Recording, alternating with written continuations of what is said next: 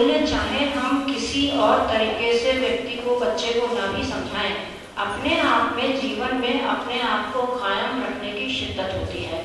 चाहे जितना ही बेचारा अभावों में रहने वाला रोगी कोढ़ी कोई व्यक्ति हो, आप देखिए अगर अचानक उसके ऊपर कोई वार करना हो तो वो सिमटता है, अपने को बचाने की कोशिश करता है।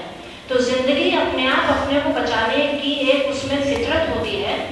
उसके बावजूद अगर कोई अपना जीवन लेना चाहता है तो मानी बात है कि जिस क्षण वो अपने जीवन को अंत करने का निर्णय लेता है या किसी भावुकता के क्षण में वो अपने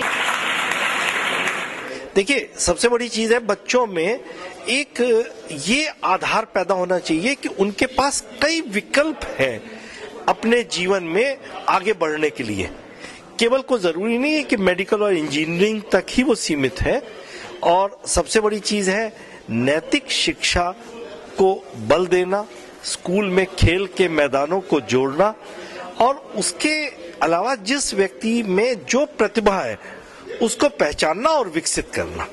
ये अपने में एक बहुत अहम चीज है जो मेरे ख्याल से स्कूल का अध्यापक या स्कूल का वातावरण ज्यादा अच्छी तरह पहचान सकता है और उसके निदान में मदद कर सकता है। कि हमें उसके साथ एम्पथाइज करने की जरूरत है और उसका कंडेमनेशन किसी भी लेवल पर बिल्कुल नहीं होना चाहिए। और जो उसके सुसाइड के लिए कारण है उनको हम जानने की कोशिश करें और उस समय जो एक नेगेटिव फीलिंग, बहुत ज्यादा नेगेटिव फीलिंग से वो चार्ज्ड है, उस नेगेटिव फीलिंग को एलिमिनेट करने में, रिड्यूस करने में हम उस व्यक्ति की मदद करें। ये जिम्मेदारी एक काउंसलिंग साइकोलॉजिस्ट की बनती है और पूरा सपोर्ट फैमिली मेंबर्स की तरफ से मिलना चाहिए। ये फैमिली की जिम्मेदारी बनती है।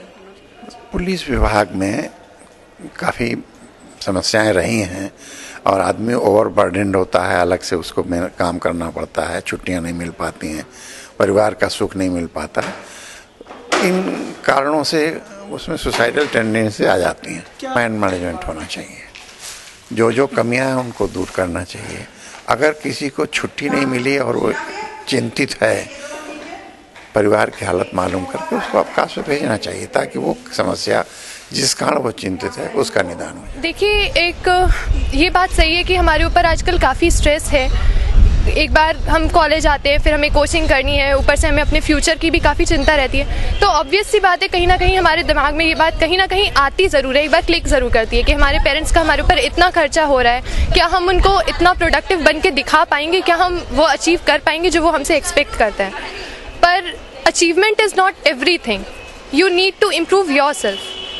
सो यही चीज़ आज हमने यहाँ सेमिनार में सीखी।